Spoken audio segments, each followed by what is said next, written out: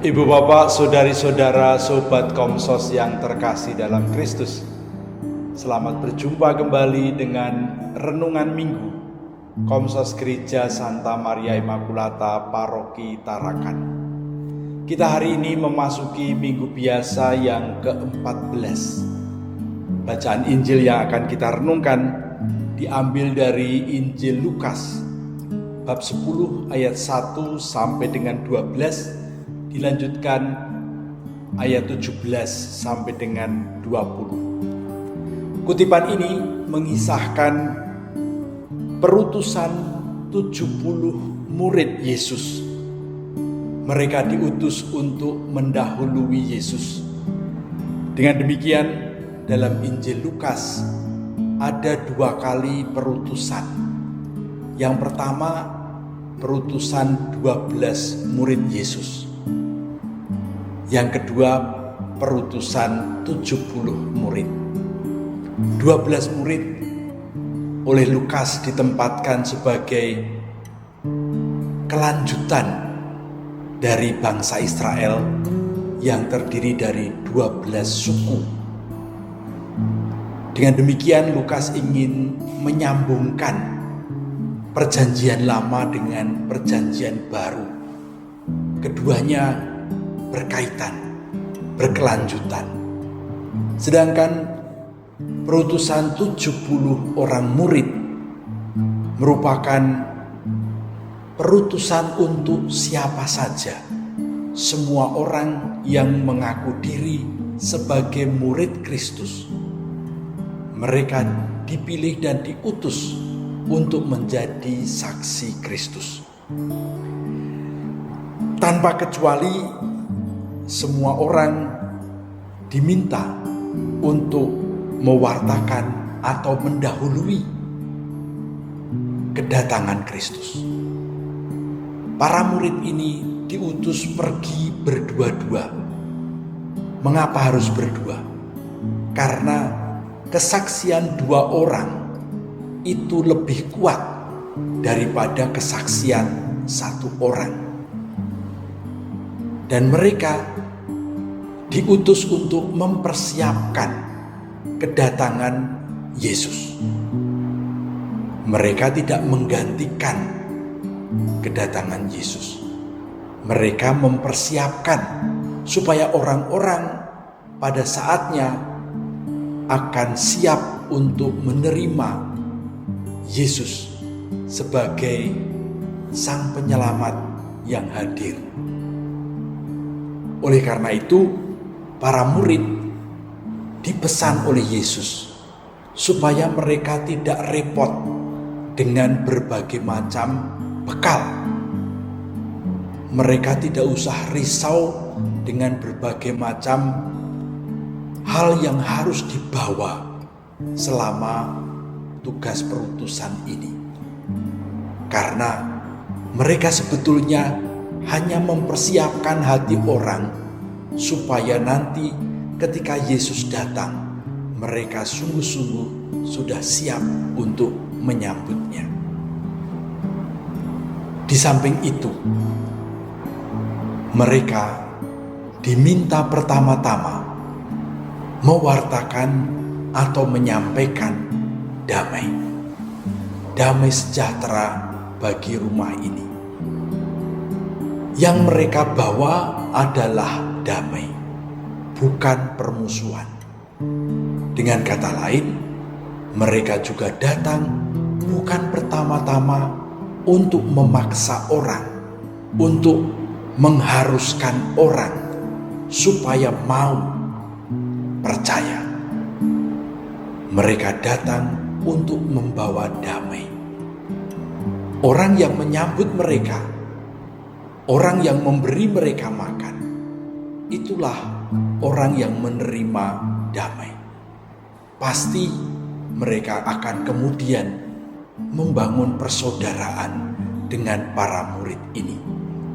Sebaliknya, di antara sekian banyak yang akan mereka kunjungi, pasti ada yang menolak, ada yang tidak mau menerima kedatangan para murid. Yesus berpesan supaya mereka mengebaskan debu yang ada di kaki mereka dan pergi ke tempat yang lain. Dalam tradisi orang pada zaman itu, mengebaskan debu bukan dalam arti mengutuk mereka karena mereka tidak mau menerima lalu mereka dikutuk.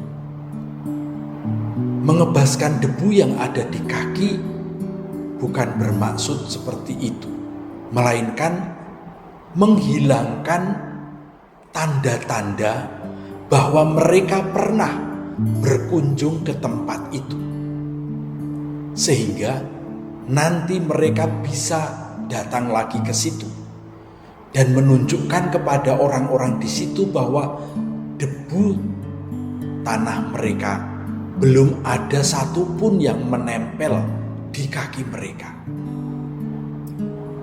Artinya apa? Orang-orang yang belum mau menerima warta damai ini, mereka masih diberi kesempatan di waktu yang lain untuk berubah pikiran dan bersedia menerima kedatangan para murid yang membawa damai. Inilah tugas perutusan yang dibawa oleh 70 orang murid. Sekali lagi, 70 orang murid ini mewakili kita semua. Murid-murid Yesus dimanapun, dalam kondisi apapun. Kita semua dipanggil untuk menjadi saksi Kristus yang membawa damai kepada semua orang. Damai tidak bisa diwartakan dengan sikap-sikap kekerasan, pemaksaan, ataupun intoleransi. Damai harus diwartakan atau harus disampaikan dengan semangat persaudaraan. Itulah yang dikehendaki Tuhan. Supaya apa? Supaya dunia yang penuh dengan damai juga menjadi dunia yang penuh dengan persaudaraan. Ketika ada persaudaraan, di situ ada cinta kasih. Dan ketika cinta kasih ada di situ, Tuhan akan juga hadir di tengah-tengahnya. Itulah yang sebetulnya menjadi tugas perutusan para murid dan kita semua. Ketika kita menjadi saksi Kristus, kita tidak perlu berteriak-teriak. Percayalah kepada Yesus, bertobatlah dan berilah dirimu dibaptis. Itu dibuat oleh orang-orang zaman dulu. Zaman sekarang bagaimana? Zaman sekarang kita hadir untuk memberi kesaksian tentang damai, kehidupan persaudaraan, kehidupan yang saling mengasihi, kehidupan yang syarat dengan kebersamaan, persekutuan, dan sukacita. Ketika itu terjadi, maka Tuhan, sumber segala damai dan cinta kasih itu akan juga hadir di tengah-tengah kita. Maka kita perlu memberi kesaksiannya bersama dengan yang lain. Kalau Anda keluarga, kesaksian Anda laksanakan bersama dengan seluruh keluarga. Bagaimana keluarga Anda saling akrab satu sama lain, hidup dalam damai satu sama lain, dan itu akan menjalar ke orang-orang di sekitar kita. Itulah tugas perutusan kita pada zaman ini. Semoga kita pun seperti 70 murid dapat menjadi saksi kehadiran Kristus. Sesudah kita mewartakan damai, selanjutnya biarlah Tuhan sendiri yang akan berbicara dengan mereka. Tuhan memberkati kita semua. Amin.